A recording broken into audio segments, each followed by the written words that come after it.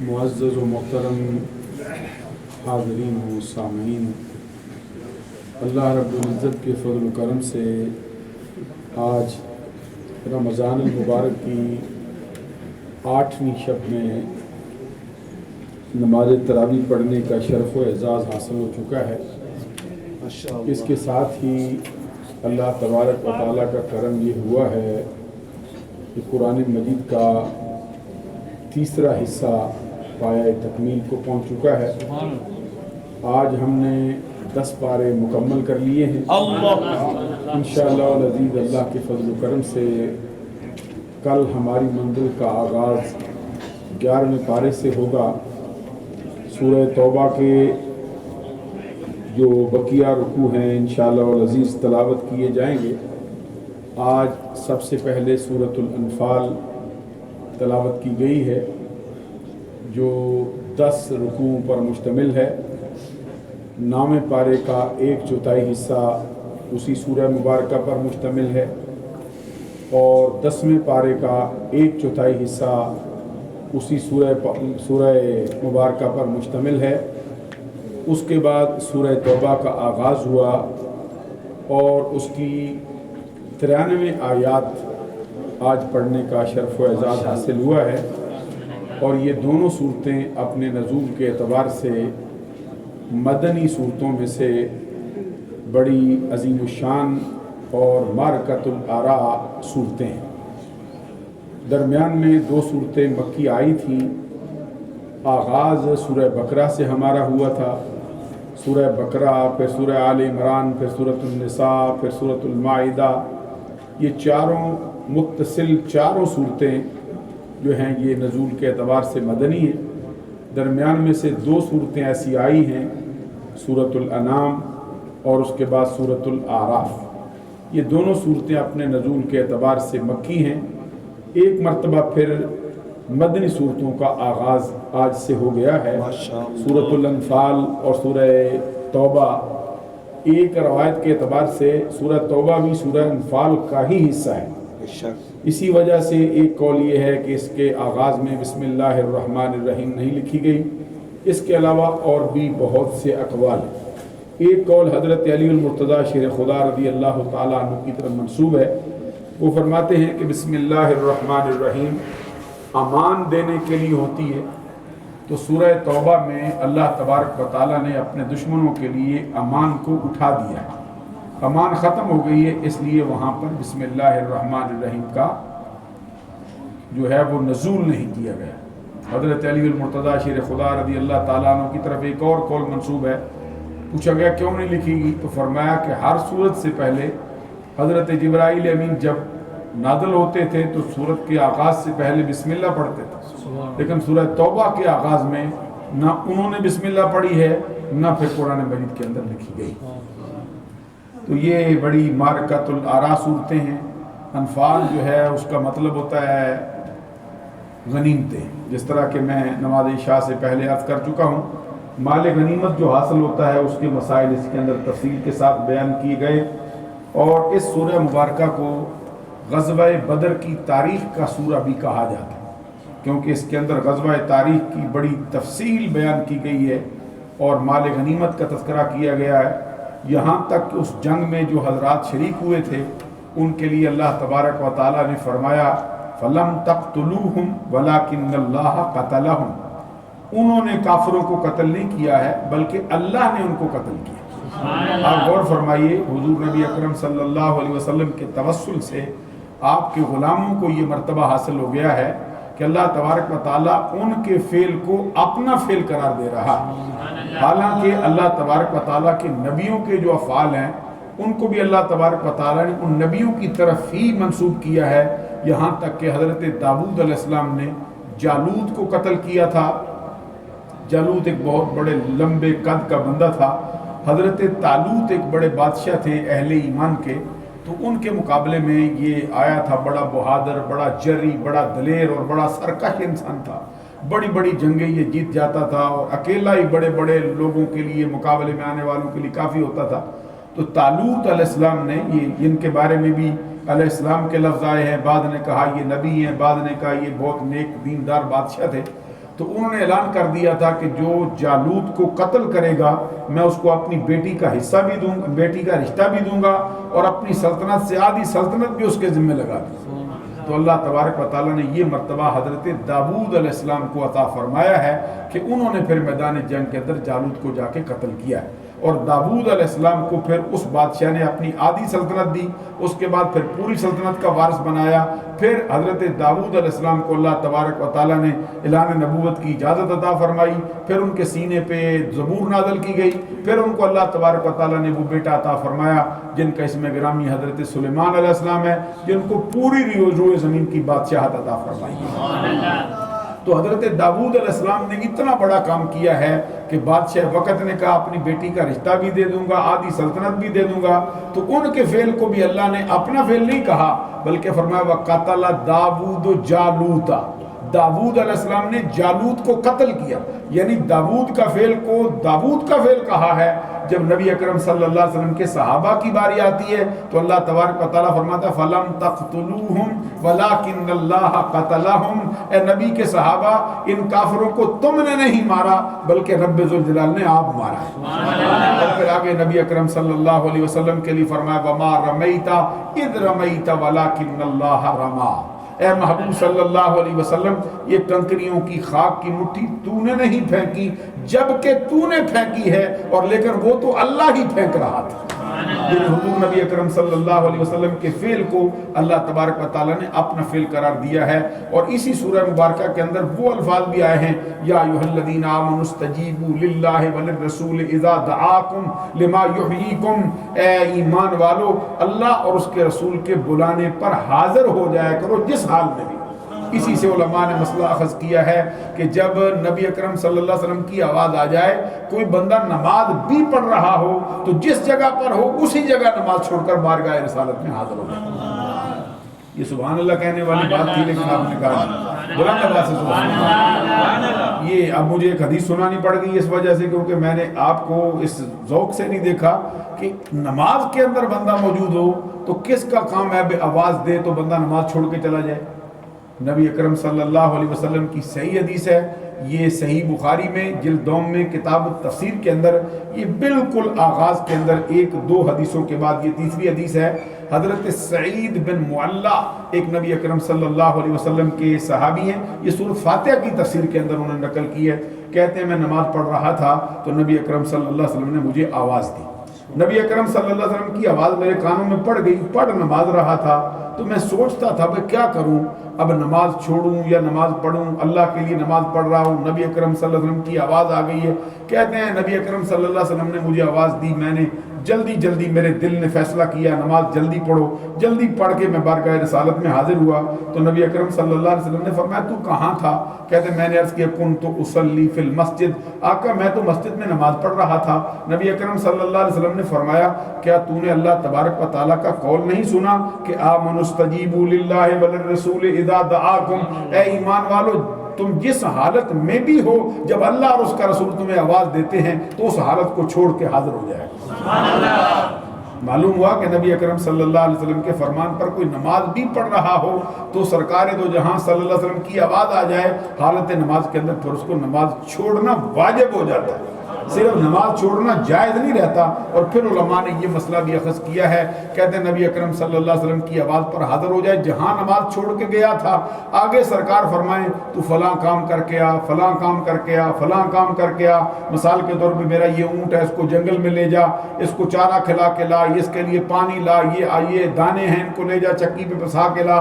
تو بندہ جتنی دیر تک نبی اکرم صلی اللہ علیہ وسلم کے کام میں مشغول رہے گا اتنی دیر تک وہ نماز ہی کی حالت میں رہے گا، اور جب فارغ ہو جائے تو جہاں سے نماز چھوڑ کے گیا تھا اسی جگہ سے پھر نماز کو شروع کرنا۔ انشاءاللہ کل کے درس میں اس پوری سورہ مبارکہ کا پھر سورہ توبہ کا ایک خلاصہ اور اس کا جو اجمالی جائزہ ہے آپ کی خدمت عالی میں پیش کریں گے۔ اب ایک دو سوالات ہیں، ذرا ایک مرتبہ درود و سلام پڑھیے۔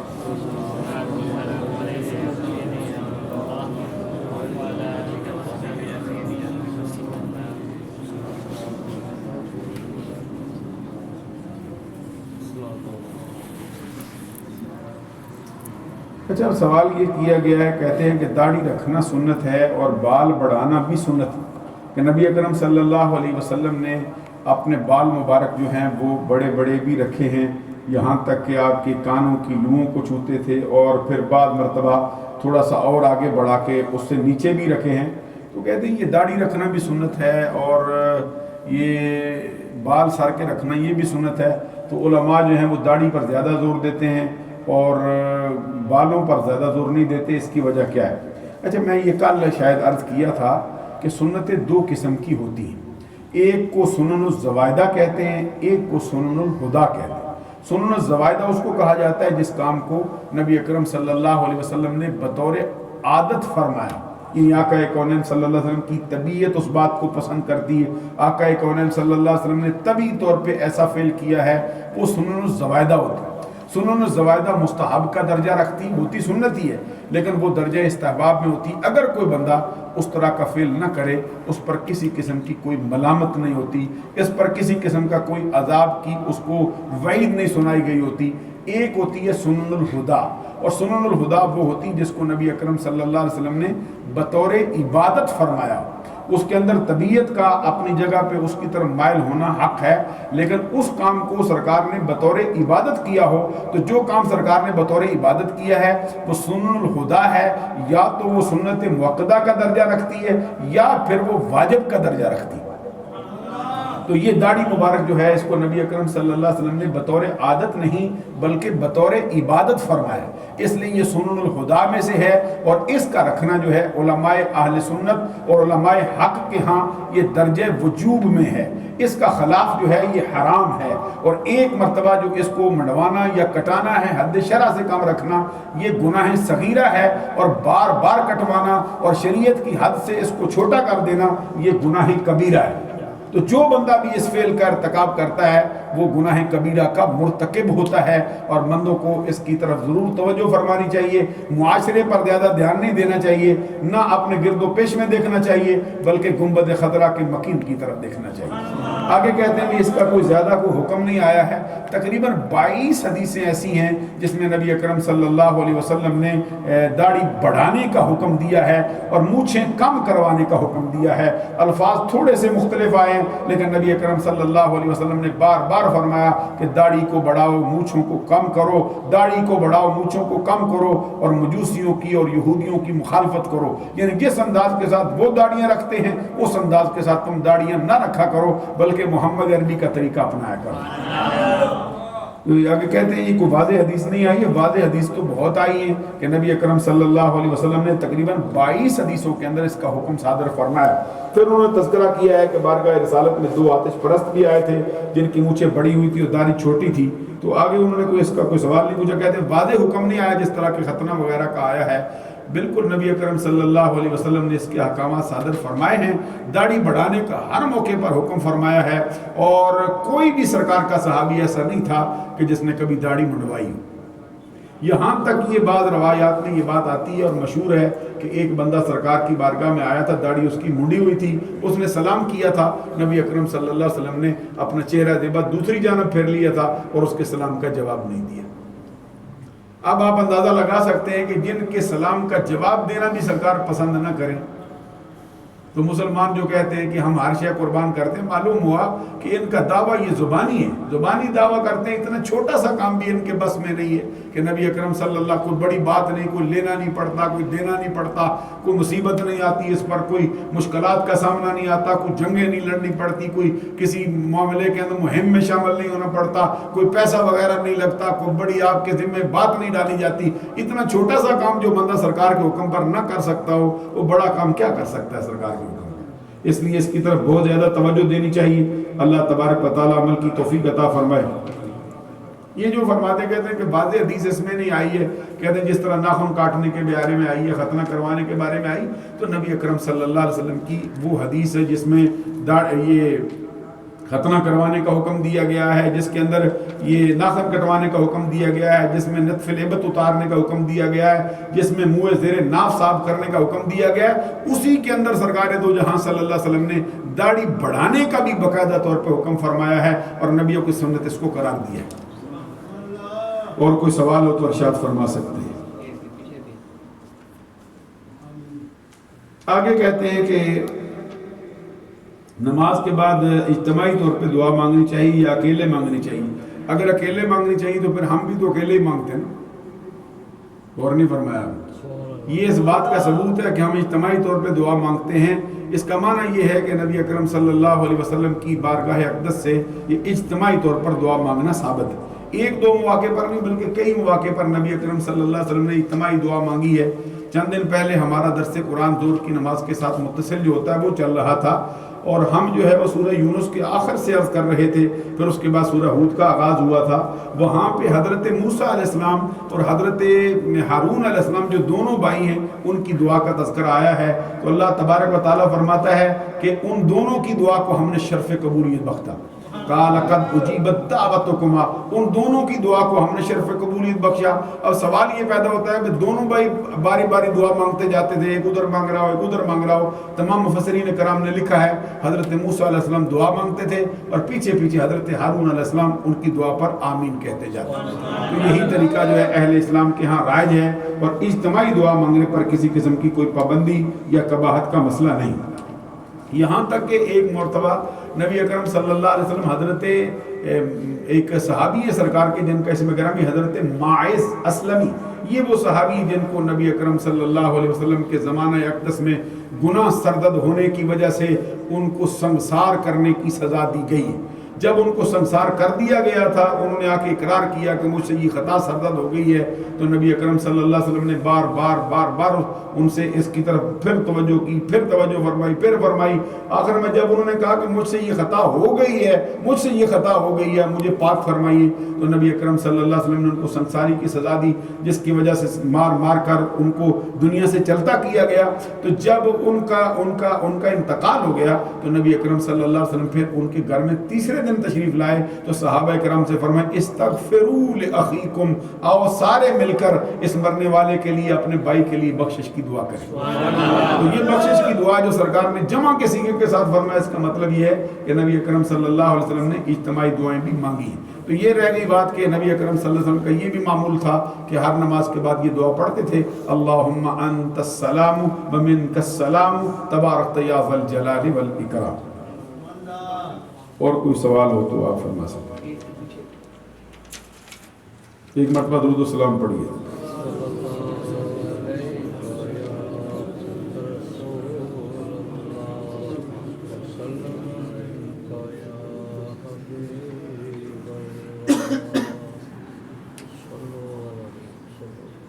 اچھا، سوال کیا گیا، کہتے ہیں عدت کے دوران جو عورت ہے کیا وہ صرف گھر میں اس کا رہنا ضروری ہے، یا کام کاج کے لیے اگر بچوں کی وہ پرورش کرتی ہو تو باہر نکلنا جائز ہے، ڈاکٹر کے پاس جانا؟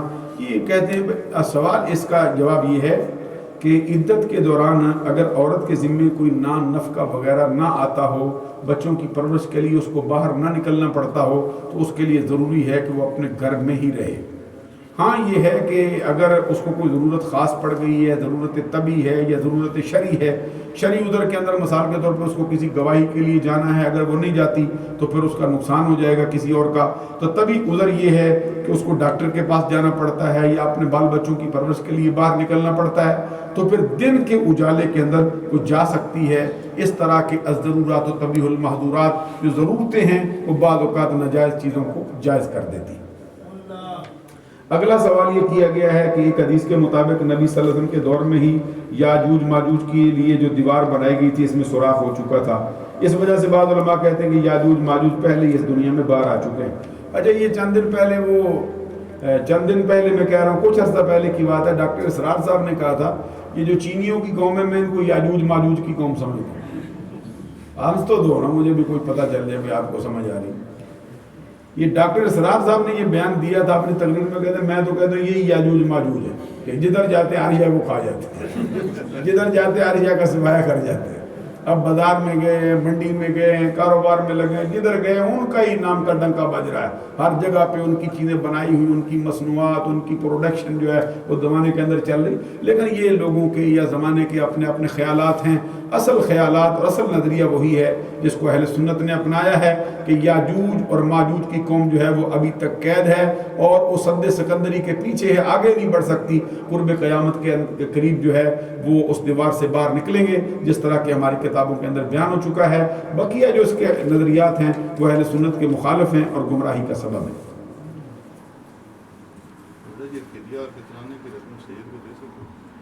ماشاء اللہ بڑا خوبصورت سوال بھائی جمیل صاحب نے کیا ہے. کہتے ہیں فدیہ اور جو فطرانے کی رقم ہے کیا وہ سید کو دی جا سکتی ہے؟ تو یہ دونوں رقمیں جو ہیں یہ صدقات واجبہ ہیں. صدقات واجبہ اس کو کہتے ہیں جو انسان کے ذمے دینا واجب ہو، ضروری ہو. اگر نہ دے تو اللہ تبارک و تعالیٰ کی بارگاہ میں وہ بندہ مجرم ٹھہرے گا اور پھر وہ عذاب نار کا حقدار قرار دیا جائے گا.